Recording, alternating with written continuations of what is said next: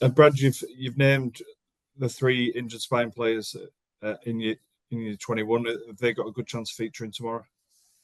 Mate, Lockie's still another probably week away, so Lockie Right. won't play. But yeah, Frawls is good. Got through, we trained today. Crofty's good, so they're good to go. How much of a boost is it to have those experienced guys back for this Yeah, game? it's good for the team. Both those guys have got that good level of experience and maturity and composure that we need. But in saying that, like the two guys that we put out there last week done a very good job, and like it's all part of young Jack's development and his growth. When he gets his opportunities, he still managed to get the team around the field and get on 7 tries. So he done a good job, and he's just learning from those guys. Yeah, Ethan Clark-Woodson as well. Has he got a chance, or does he Yeah, he's need a getting bit close, longer? mate. Yeah, he's getting close. We need to have a look at him. So he's getting close. He did a bit with the boys today. So Obviously, you knew his qualities before he came over, but you don't quite know until he's in the environment. Has he impressed you so far? yeah, look, I think physically he's been really good. He's strong. He's powerful. So he's going to be hard to handle when he's got the ball. It's hard. You come into a new team, new environment, just with a couple of different new terminology and systems. So it's just trying to get him to settle into those.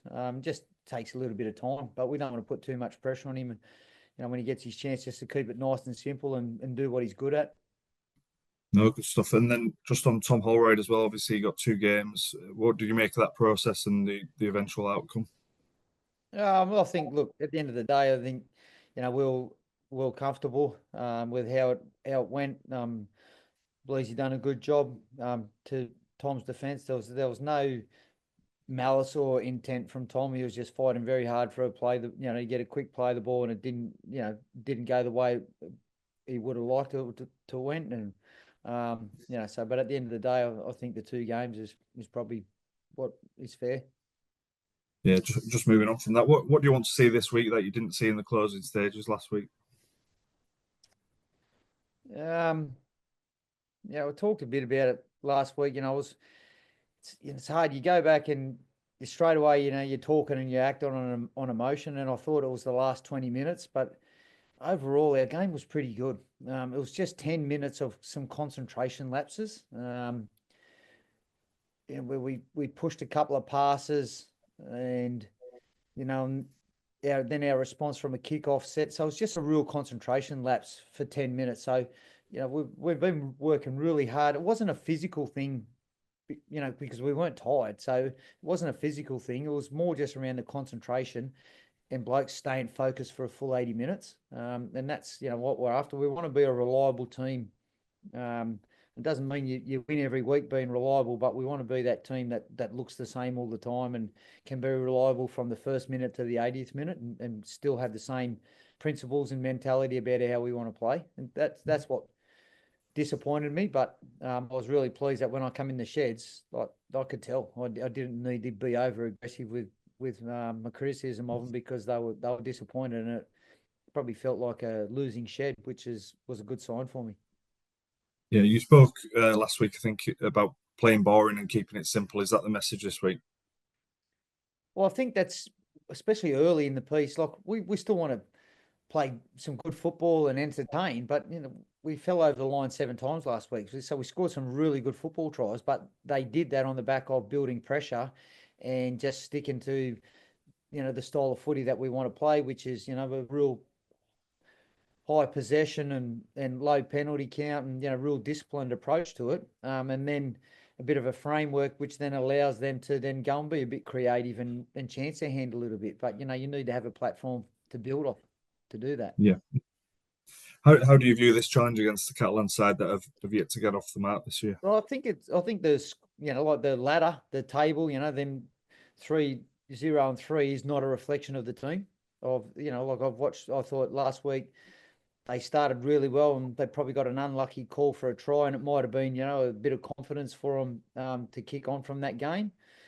I certainly thought in the first game against Hull, they played some good football, and again they got a bit unlucky. And then they were right in the contest against Warrington. So they're back at home. And if you look at them on paper, they're a very good squad. So I don't think where they sit on the ladder, and especially 3 rounds in, what the ladder looks like at the moment is not a real reflection of all the teams. Yeah. So you don't look at the record, you look at the No, team, well, and look, yeah, they're a good team. They look well coached. They know what they're doing. They've got some good, um, you know, NRL experience there. They've got some power. They offload the ball well. I think they've had like 60 offloads for the season. They average 19, 20 offloads a game. So that's hard to handle and plan against. So they're a good team, and they're at home, and they know that they're going to need to be desperate to they're chasing their first victory. yeah, and Leeds have been kept scoreless on the last 2 visits to Perpignan. I guess you'll be pretty determined to give the travelling fans something to cheer this weekend.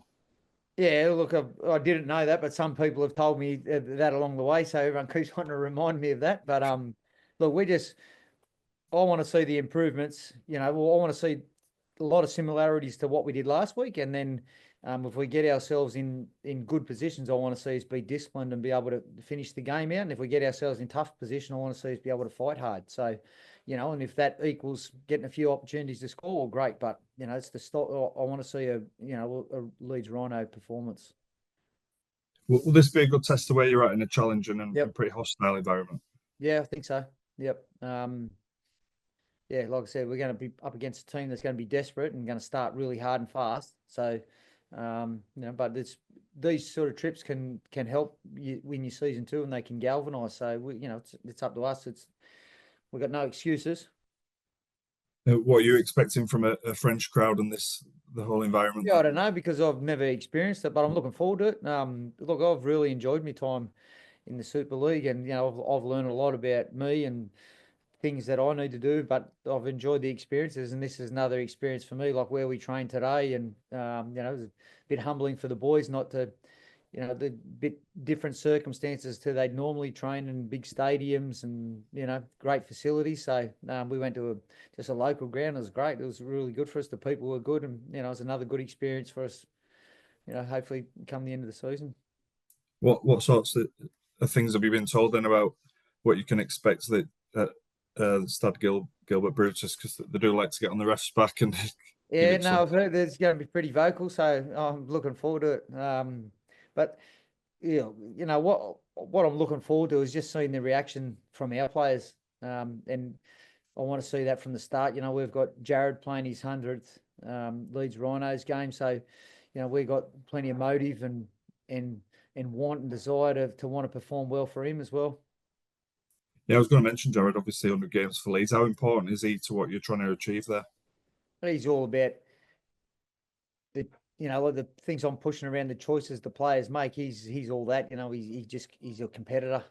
So we're looking for 17 Jareds tomorrow night, 17 competitors, and that's what he brings to the team. He brings that energy. He gets a few things wrong here and there, but you just love his intent and purpose, and he's getting better at just making sure when he gets emotional and full of energy that he continues to make the right decisions for the team.